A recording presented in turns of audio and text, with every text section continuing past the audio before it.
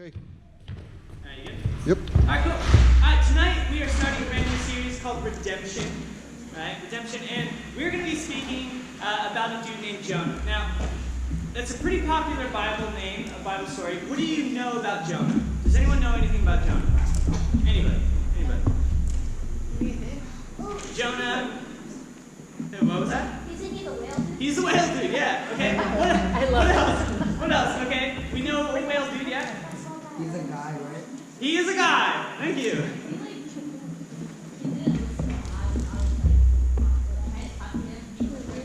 Yeah. Okay, so God tried to talk to him and he ran away. Is there anything else we know about Jonah? Yeah. His name's Jonah. His name's Jonah. Yeah, solid. Then he got thrown up by the whale. Okay, so he got swallowed by a whale and then he got thrown up by a whale, right? Last one, Aaron, what do you know about Jonah? He was in the whale for 3 days and he wanted to run away from God. Perfect. Okay, so those are bits and pieces of the story, but let me give you some context before we jump into it. So this is summarizing Jonah chapter 1 and 2. So God asked Jonah to go to this place called Nineveh to tell them to turn away from their evil ways, to preach against their wickedness, so he can save them, right? And so Jonah, that's the first sentence. Jonah, the second sentence is he deuces out. He just bails. He runs. And he's like, I'm outie. I'm not doing that. So he gets on a boat to go to this place called Tarshish. I've never been there, obviously. But he gets on a boat, and there's this big storm that happens while he's on that boat. The sailors draw lots to figure out whose fault it is, because there's this huge storm. They're worried about dying. And so they draw lots, and they decide, okay, it's Jonah's fault. So they call him up to the top of the boat, and they're like, yo, dude, what'd you do? And he explained, like, I ran away from God. And then they decided, let's throw Jonah off the boat. Let's get rid of him, because without him, we have no storm, so they chucked him off the edge. Now, it said they're like, yeah, we're going to pray that God doesn't smite us for throwing him off the edge, but they ultimately decided it's him or them, and they chose them. So they're like, peace out, Jonah, good luck. So once he hits the water, this big fish, not necessarily a whale, I know that's kind of commonly said, but there's a big fish, swallows Jonah for 3 days and 3 nights. And Jonah starts praying and recites some psalms, and then eventually, after 3 days, the fish vomits, like Julian was saying, vomits Jonah out of his mouth and into dry land. And then God says, for the second time, he goes, go to Nineveh, read from here, and proclaim my message I gave to you. So remind him, like, hey, I told you to do something. Now it's time. Like, let's do it. So, oddly enough, Jonah listens this time. Shocker. If you're in a whale, I probably would listen too. So that's where we're at when we jump into the story. So I'm going to read from the Bible. You can follow along on the screen. We are Jonah chapter 3. You're going to miss the first 2 verses because they're not up there. But we're going to go 4 through 10. So if you guys would just listen up. Okay. Jonah began by going a day's journey into the city, proclaiming, 40 more days and Nineveh will be overthrown. The Ninevites believed God, the fast was proclaimed, and all of them, from the greatest to the least, put on sackcloth.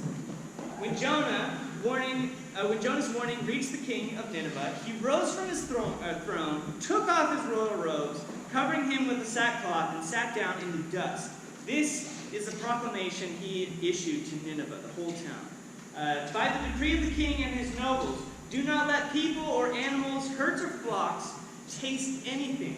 Do not let them eat or drink, but let people and animals, which I find oddly hilarious, animals be covered in sackcloth. Can you imagine, like, cows wearing sackcloth? It's kind of weird.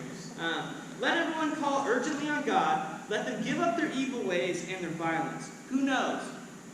God may relent and with compassion turn from his fierce anger so that we may not perish. Verse 10.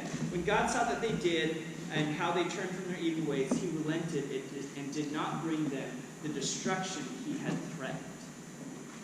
So, again, Jonah has this message for the Ninevites, and like crazy enough, they listen to this dude who's like, you're going to be overthrown in 4 days, good luck. And they're like, okay, cool, we got it. And then even the king the king of the Ninevites decided, okay, everyone's going to fast, we're going to have sackcloth, took off his robe, and even, I honestly, I forgot about this part, because last week we had a guy get naked. The first week we had a guy get naked, and now we're getting naked again. I don't know how this happened, it just keeps happening. It's not that prevalent in the Old Testament, but, I just keep picking people who want to take off the robes. So good luck with that. So, anyways, we have the king who's like, hey, turn away from your evil ways, and maybe God, he wasn't even sure, but he's like, who knows, maybe God won't destroy us. And it actually works. They turned away from their evil ways at this point in time. Eventually they didn't. But again, God saw that they tried and was compassionate and chose not to destroy them. That's pretty awesome, right? So the story seems simple, but there's a lot, a little bit of intricacies here, because it's not quite that simple. So when Jonah heard from God to go and preach to the Ninevites to save them, we hear him running away, and our immediate thought is, okay, he was a coward, he was fearful of the Ninevites because they're crazy, but that's not quite the case. Jonah really was fearful of God having mercy on the Ninevites. And it should kind of cross your mind being like, what do you think? Or what do you mean by that? What happens is, Jonah doesn't really like the Ninevites. And I would go as far as to get close to the word of hatred. He does not want these Ninevites to be forgiven for anything that they've done, because for a long while they've been persecuting Jonah and his people in acts of violence and doing a bunch of stuff. So Jonah was not a fan of these people. Not a fan at all. So when God was like, hey, I want you to go do this, he did not want those people to be forgiven for anything they've done. He ran because he would rather run away and see them be destroyed than help them turn away from their evil ways. That's why he ran. Not because he was a coward, but because he knew God was so good and so graceful that if they listened, the small chance that they would, God would forgive them. And he's like, nah, I'm not about that. I do not want them to be forgiven. So again, it's kind of complicated, and that's why he was running. So, again, what does that have to do with us, though? Right? Who cares? So what? Right? We have the story about this dude who gets trapped in a whale, goes and preaches, and they listen. Yay, okay. What does that mean for us, though? And I would challenge you to think of it this way.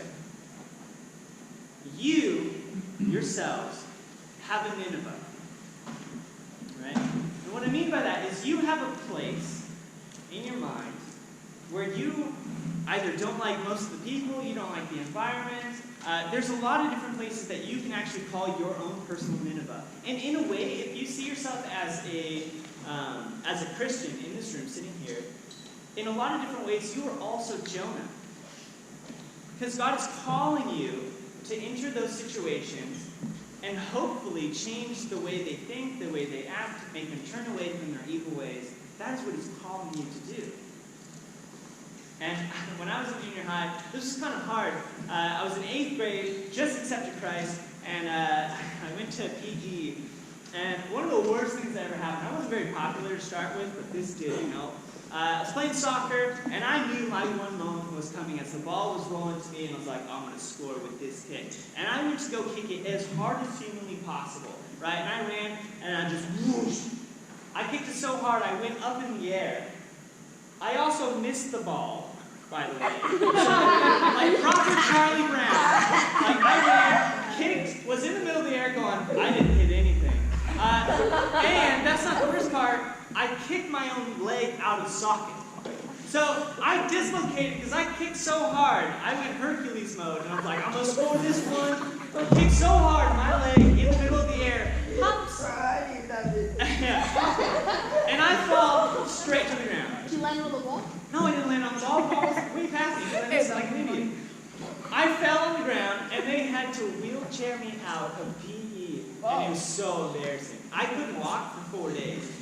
Because I whoosh, and it just popped, and I landed on the ground. Everyone was laughing at me.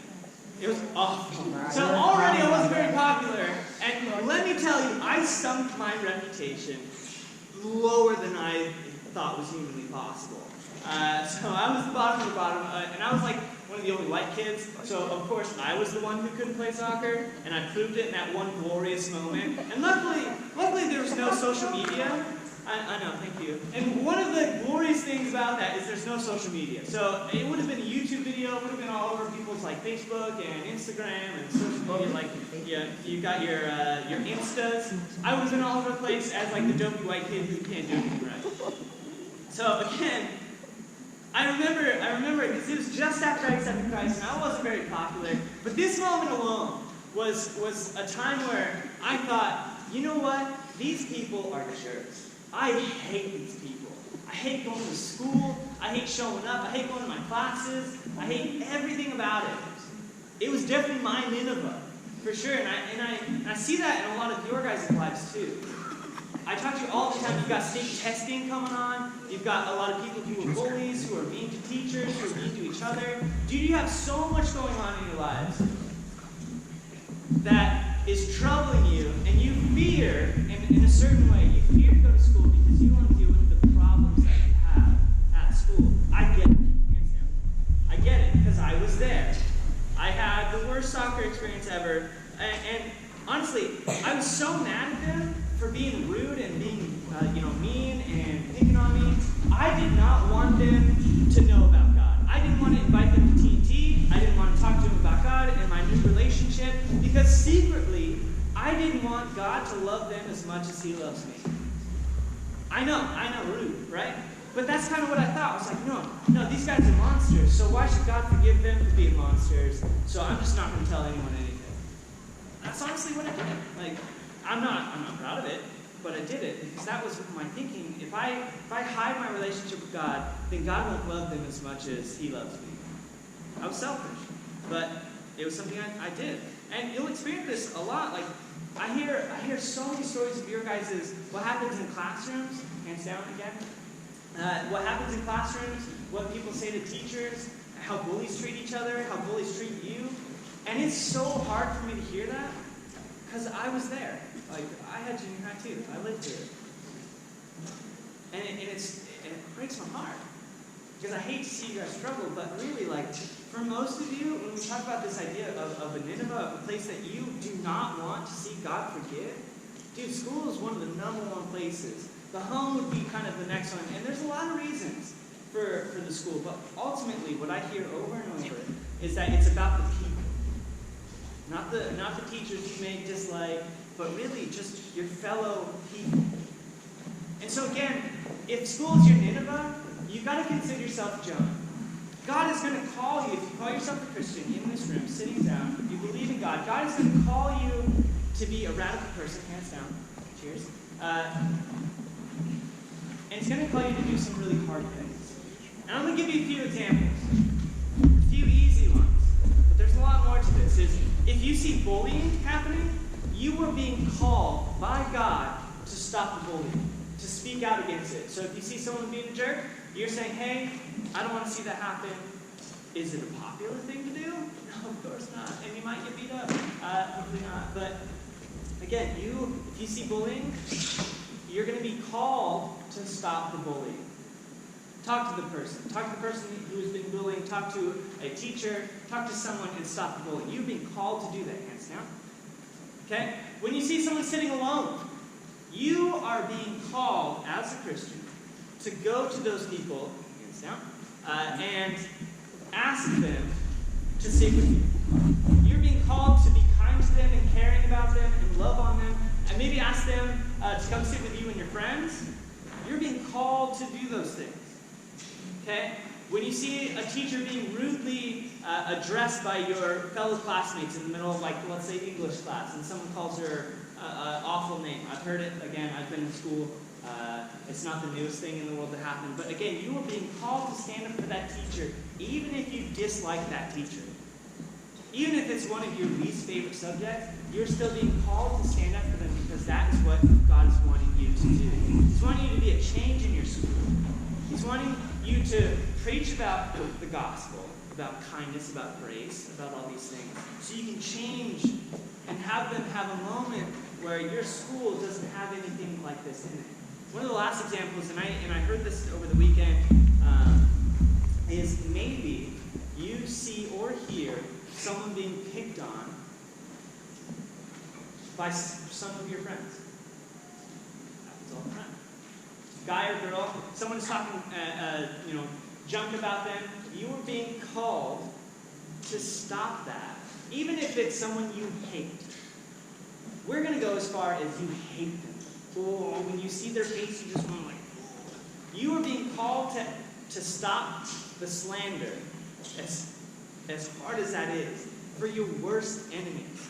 You are still being called, if you say you're a Christian, That's powerful, man. you're being called to stop the talking about someone, the slandering of someone. You are being called to do it. Now, again, it's not about whether you like someone or you hate someone, teacher, school, whatever. It's not about any of that.